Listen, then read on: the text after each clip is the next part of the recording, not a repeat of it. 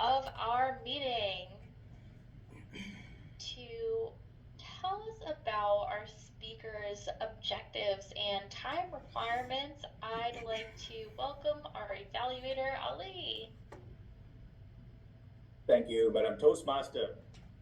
Some of you might have noticed that Chandra vanished for a few weeks, and we are wondering where was she? And she was indeed was working to vanquish a level 3 elective project called Connect with Storytelling, and she's back. She said this time she's gonna vanquish this level 3 for sure. And the purpose of this project is to practice using a story within a speech. So, time frame, time limit, 5 to 7 minutes. The speech title is Be True to Yourself. And I'm Toastmaster. Today's speaker is hoping to achieve the thrill of victory as she brings you today's speech. Welcome, Chandra. Be yourself. Everyone else is already taken. Oscar Wilde. Good afternoon, Toastmasters and esteemed guest. Welcome to the thrill of another exciting Toastmasters meeting. How can you connect well with your audience? Incorporating storytelling into your speech is a great place to start. Taking a storytelling approach may help you accomplish these 4 points. 1, it brings out your human side. A great story can be your own, your fantasy, or pull from someone else's story. It really gives the audience something to relate to. It's a great time to use a wild range of vocal variety. Speak using vivid imagery and exaggerate your gestures. 2, your story will give the audience insight to the message you are wanting to bring forth in your speech. Number 3, it's entertaining. While storytelling, you can really bring it to life.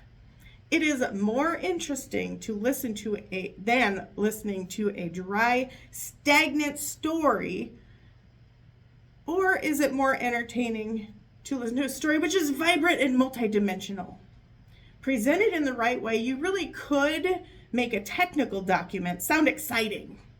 It's all about vanquishing the delivery. 4, and last, incorporating a story should illustrate a key point.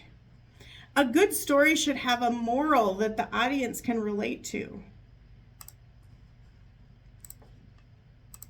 Dandelion is one of my favorite childhood books, and I would like to share this with you today. On a sunny Saturday morning, Dandelion woke up stretched, yawned, and jumped out of bed. He put on his sweater and went outside to the mailbox. There was a letter, and it was written in fancy gold ink. Dear Dandelion, you are invited to my tea and taffy party on Saturday afternoon at 3:30. Come as you are. Sincerely, Jennifer Giraffe. Dandelion was very excited. Why, that's today, he said.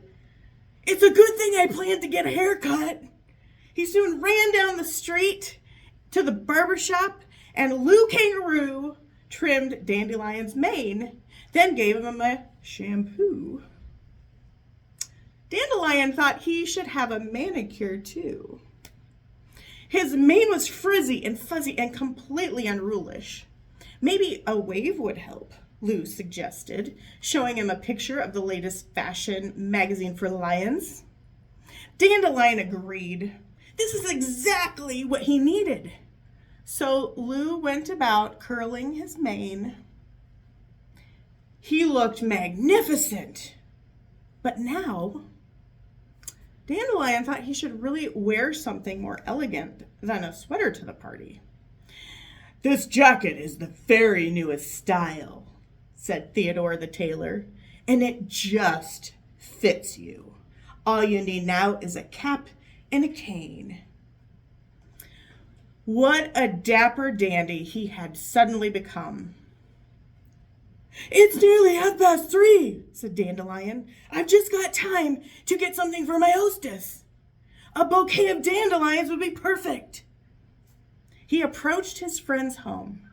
He rang the bell, and when Jennifer Giraffe opened the door, she looked very surprised. "Yes," she said. "What can I do for you?" "Why, I've come to your party," he answered. "Oh, I'm sorry, sir, but you are not anyone I know," said Miss Giraffe. "You must have come to the wrong address." And with this, she closed the door right in poor Dandelion's face. "I'm Dandelion," he roared. "You've made a mighty mistake." But there was no use in knocking. That door stayed tight shut. Dandelion started walking back and forth and back and forth and up and down on the long block. He paced, and as he paced, the sky grew dark. Then a sudden gush of wind sprang up and blew away his beautiful bouquet, and his snappy cap flew off. To make matters worse, it began to rain in torrents. Dandelion dropped his cane and stood under a weeping willow tree, but the rain poured down through the branches. Dandelion was soon soaking wet, and his curls came unfurled. He took off his jacket and hung it on a willow branch. Luckily, he had kept on his sweater. He dried off in the sun and again picked a dandelion bouquet. He went back to the house and he again rang the doorbell. Well, if it isn't our friend Dandelion at last," said Jennifer Giraffe. "We've been waiting for you for the past hour. I do hope you were not caught in that awful cloudburst." Later on, when all her guests were enjoying tea and taffy, Jennifer Giraffe told Dandelion about the silly-looking lion who had come to the door earlier. Dandelion almost spilled his cup of tea as he roared back and laughed roariously. "Oh, that was me! I was that silly-looking lion!"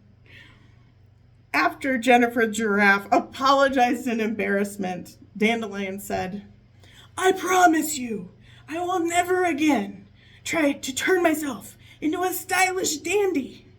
From now on, I'll always be just plain me." Our story today about Dandelion vanquished our 4 storytelling points. 1, it brought out the human side of these characters. Dandelion and Jennifer Giraffe both made mistakes and learned from them by the end of the story. 2, hopefully this audience gained the insight to the message I was wanting to highlight, that we should always be true to ourselves. 3, it was entertaining. It was silly, but a fun children's book with a great point. And 4, and last, this story did illustrate a key point. It had a moral we can all relate to in life, at work, and at Toastmasters. We are our best selves when we are ourselves. Our home lives and relationships resonate with that. We work best when it's something we're passionate about. And our Toastmaster speeches are the most effective when we are communicating our truth. Thank you, Toastmasters, esteemed guest, and back to our Toastmaster. Thank you so much, Chandra, for helping us understand why we need to vanquish those thoughts that tell us we should be somebody else and just be ourselves while being great storytellers. Let's take a minute to send some feedback to Chandra in the chat.